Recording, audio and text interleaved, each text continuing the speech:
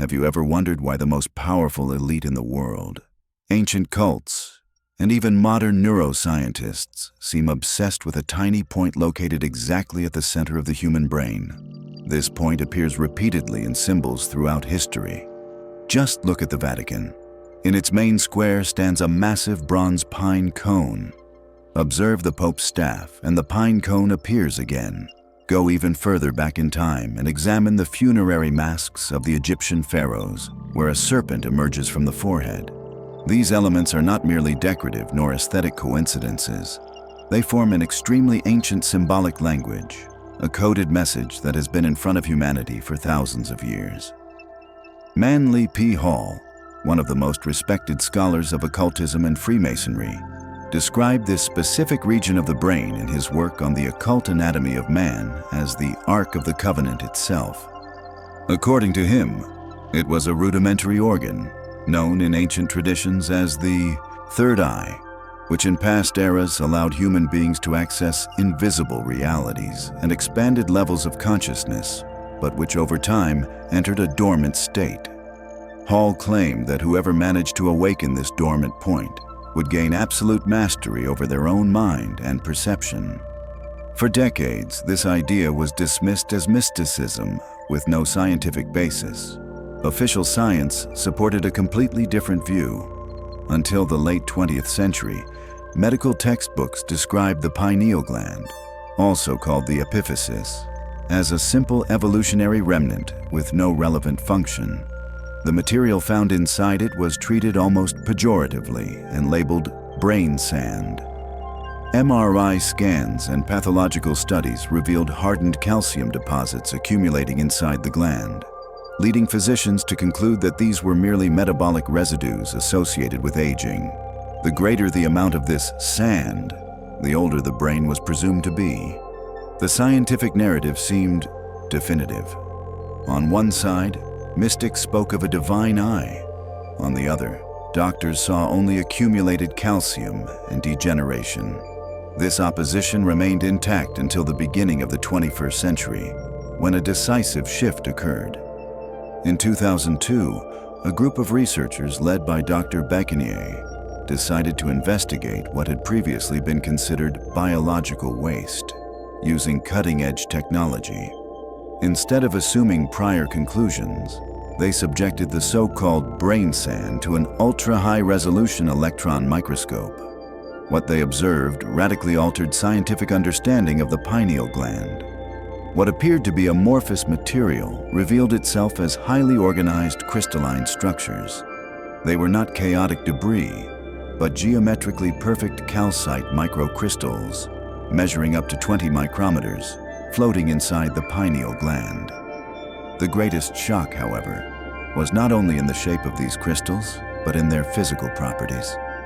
They exhibited a non-centrosymmetric structure, a technical detail that in physics is essential for the manifestation of a specific phenomenon known as piezoelectricity.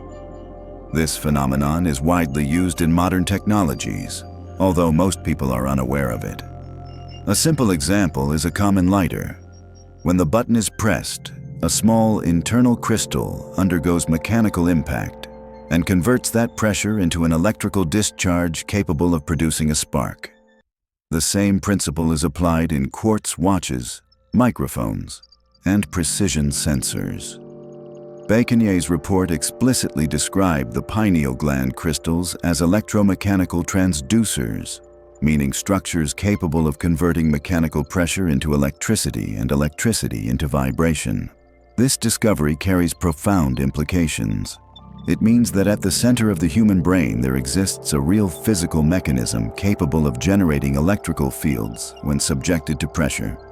Moreover, the piezoelectric effect works in both directions. When compressed, the crystal generates electricity. When exposed to an electric field, it vibrates. This principle is exactly the same one that enabled the creation of early crystal-based radio receivers. In those devices, the crystal captures invisible waves present in the environment, resonates with specific frequencies, and converts those vibrations into detectable signals. In light of this discovery, ancient expressions such as raising your vibration or tuning your frequency. Cease to be poetic metaphors and begin to describe a real physical process. The human brain, equipped with these crystals, has the potential to capture frequencies beyond the visible spectrum of light and the audible spectrum of sound. However, for most people, this system remains inactive. The crystals are in a resting state, like a device that is turned off. For a lighter to produce a spark, it must be pressed. Likewise, for the pineal gland crystals to function, they must be physically compressed. This raises a fundamental question. How can one exert pressure on the center of one's own brain if the skull is rigid and inaccessible to external touch? The answer lies not in brute force, but in an extremely sophisticated internal hydraulic mechanism predicted by human physiology itself. The brain and spinal cord are not fixed. They float in a fluid called cerebrospinal fluid. This fluid is not merely a mechanical shock absorber, but a conductive medium rich in electrolytes, proteins, and mineral salts. It constantly circulates from the base of the spine to the interior of the skull. Under normal conditions, this flow is slow and weak, especially in people who breathe shallowly and maintain chronic tension or a sedentary lifestyle. However, this system can be consciously activated. Specific breathing and muscular contraction techniques transform the spinal column into a true hydraulic pump by inhaling deeply and sequentially contracting the pelvic floor. Muscles, the lower and upper abdomen, creating a closure at the base of the body. The fluid is forced upward along the spine. Because the skull is a closed and rigid compartment, this sudden increase in flow generates an increase in internal pressure. This pressure acts directly on central brain structures, including the region where the pineal gland is located. When the cerebrospinal fluid impacts this area, the calcite crystals are subjected to intense mechanical compression.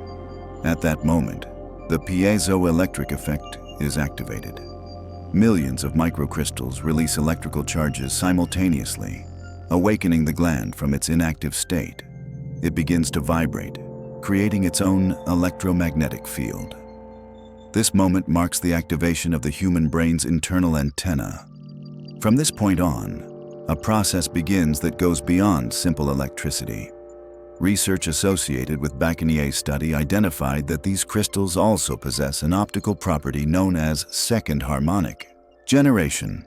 This means they are capable of transforming energy from one frequency into another of higher frequency. In practice, this implies that invisible energy, such as thermal vibration or subtle electromagnetic fields, can be converted into visible light. This phenomenon sheds new light on recurring reports from near-death experiences, deep meditation states, and psychedelic experiences, in which individuals describe perceiving an intense white flash emerging inside the head. For a long time, materialist explanations reduced these reports to hallucinations or brain dysfunctions caused by extreme stress or lack of oxygen. However, biophysics suggests a different possibility. This light may be real. Photons effectively generated inside the brain.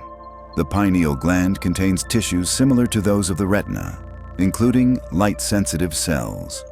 When the crystals become active and emit light, this inner eye is capable of perceiving it. At the same time, profound chemical transformations occur.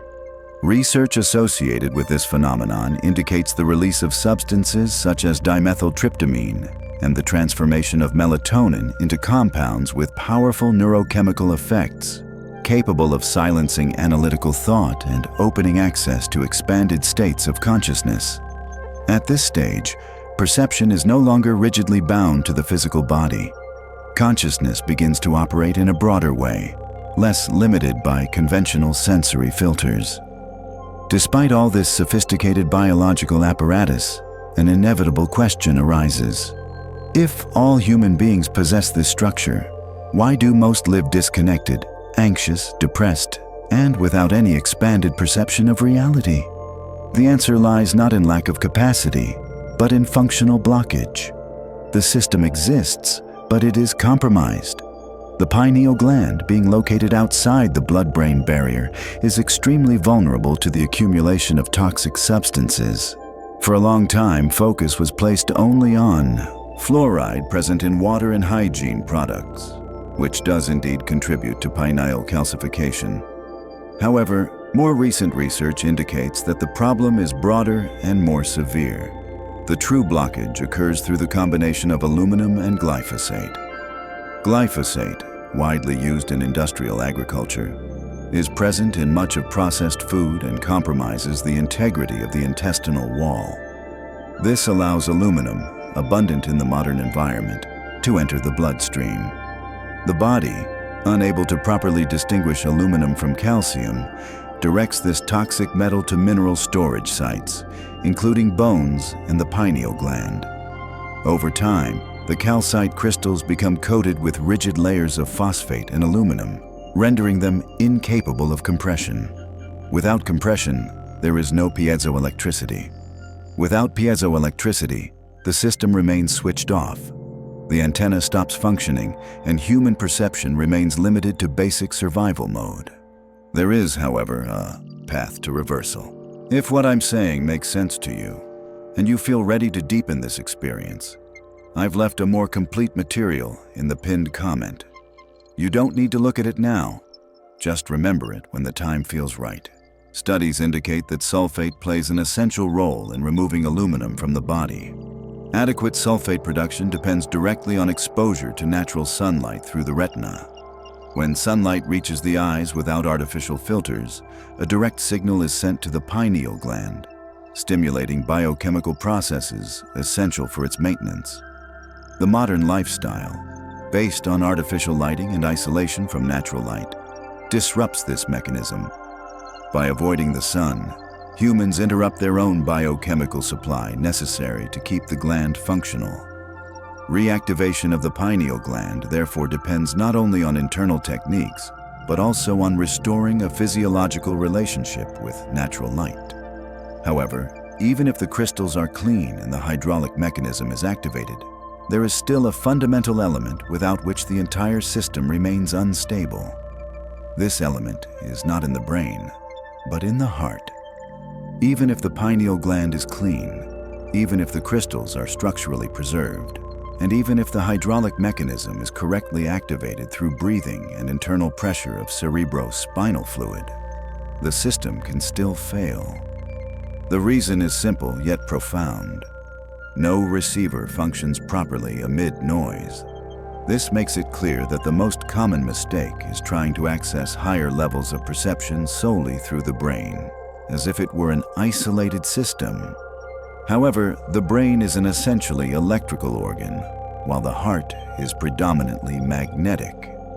Studies conducted by the HeartMath Institute demonstrate that the electromagnetic field generated by the heart is thousands of times more powerful than that generated by the brain, extending several meters around the human body. This field is not merely a physiological byproduct, but an active modulator of perception and internal coherence within the nervous system. When a person lives in emotional states dominated by fear, chronic stress, anger, resentment, or constant urgency, the heart rhythm becomes irregular and chaotic. This irregularity manifests as a disorganized pattern in the heart's magnetic field, creating interference. This interference acts like white noise, hindering any attempt to capture more subtle signals. The pineal gland, described as an extremely sensitive antenna, becomes unable to distinguish coherent information amid this electromagnetic chaos. The result is an experience of disconnection, mental confusion, and lack of expanded perception, even when the physical mechanisms are potentially active. This emphasizes that the state required for full system activation is not merely relaxation, but coherence. Coherence is a measurable physiological state in which the heart rhythm assumes a smooth, harmonious, and predictable pattern. This state does not arise from superficial positive thinking, but from the conscious evocation of elevated and genuine emotions, such as gratitude, appreciation for life, love, and inspiration. When these emotions are genuinely felt, the heart enters coherence and its magnetic field becomes organized. This organized field expands and interacts directly with the brain, synchronizing the hemispheres and creating a stable internal environment. In this environment, the nervous system ceases to operate in survival mode and begins to operate in integration mode. The pineal gland, now embedded within a coherent field, can finally function as it was biologically designed to function. The brain ceases to be a generator of noise and becomes a refined receiver. This creates a direct connection between modern understanding and the knowledge of ancient civilizations. The Egyptians, for example, represented the heart as the central element of judgment and passage to higher planes of existence. In the ritual described in the Book of the Dead, the heart was weighed against the feather of truth. If it was burdened with emotional density, symbolized by fear and attachment, passage was denied. Today, this symbolism can be reinterpreted through the lens of biophysics. An incoherent heart generates a chaotic magnetic field, incapable of sustaining elevated states of perception. What was once described as myth or religion reveals itself as a symbolic language for real physiological processes. The heart functions as the system's amplifier, while the brain acts as the decoder. Without coherent amplification, the signal never reaches the receiver cleanly. When this alignment occurs, subjective experience changes dramatically. Perception ceases to be fragmented and becomes continuous. The individual no longer feels separate from the environment because the coherent magnetic field creates a sense of integration. This suggests that this is the state in which reports of expanded intuition, deep clarity, and a sense of connection naturally emerge. This is not fantasy or suggestion, but a direct consequence of the organization of the human electromagnetic system. The heart, therefore, is not a secondary element in this process, but the central axis that allows the entire system to function in a stable and sustainable way. When observing the entire system described, it becomes evident that activation of the pineal gland is not an isolated event nor a simple trick, but the result of precise integration of multiple biological and physiological factors. It becomes clear that the human body must be understood as a complete technology composed of interdependent modules. The pineal gland, with its piezoelectric crystals, functions as a highly sensitive transducer capable of converting mechanical pressure into electrical activity and subsequently into light emission. However, this module only operates correctly when structural conditions are restored, namely when excessive calcification is reduced and the crystals regain their ability to be compressed. This process depends directly on the removal of toxins accumulated over time, especially metals such as aluminum, whose presence prevents the crystalline deformation required for the piezoelectric effect. Beyond structural cleansing, this reinforces that adequate energy supply is indispensable. Exposure to natural sunlight without artificial filters plays a central role in sulfate production and in the biochemical maintenance of the gland. Without this interaction with light, the system enters an economy mode, losing efficiency. Yet even with functional crystals and restored biochemical support, the system remains unstable if the body's electromagnetic field is disorganized. It is at this point that the role of the heart proves decisive. The heart acts as the primary modulator of the human magnetic field, and its state determines whether the internal environment will be coherent or chaotic. When the individual remains trapped in dense emotional states, the cardiac magnetic field fragments, generating constant interference. This interference prevents the pineal gland from operating as an antenna, even when physically active. Only in states of emotional coherence, induced by authentic feelings of gratitude, appreciation, and balance, does the magnetic field become sufficiently organized to sustain system operation. This suggests that this alignment transforms the body into a functional closed circuit in which pressure, electricity, magnetism, and perception act in synchrony. In this state, human experience ceases to be fragmented and becomes integrated. not as a result of belief, but as a direct consequence of physiological organization. Thus, it is concluded that the human being is not merely a passive biological organism, but an active technological system that responds directly to the internal conditions it sustains. When the pineal gland crystals are free of obstructions, when the hydraulic flow of cerebrospinal fluid is consciously stimulated, and when the heart's magnetic field is in coherence, the system enters full operation. In this state, perception is no longer limited to conventional senses and begins to operate at an expanded level, not through mysticism, but through measurable physical activation. This reinforces that the difference between a disconnected individual and a fully functional one lies not in belief, but in the use or abandonment of this internal technology. Activation does not create anything new. It merely restores a mechanism that has always been present, waiting for the correct conditions to operate. If this message truly resonated with you, if you felt that quiet inner shift, that sense that your mind is ready for something greater, I left a resource in the pinned comment that goes deeper into this process. I only recommend it for those who feel genuinely ready to accelerate their results, but follow it in your own time. If it calls to you, you'll find it there. Now that you understand that the so-called third eye is not a mystical symbol, but a real physical mechanism involving crystals, internal pressure, and electromagnetic fields, the essential question arises: what happens when you begin to operate this system consciously? This video explained how the antenna works. The next one offers neither theory nor motivation. It is a guided exercise based precisely on the principles we have just explored: frequency, tuning, heart coherence, and the collapse of time perception. Don't watch it for entertainment and don't skip parts. When you are ready, go to the next video and experience, in practice, what changes when you move away from the noise and into alignment.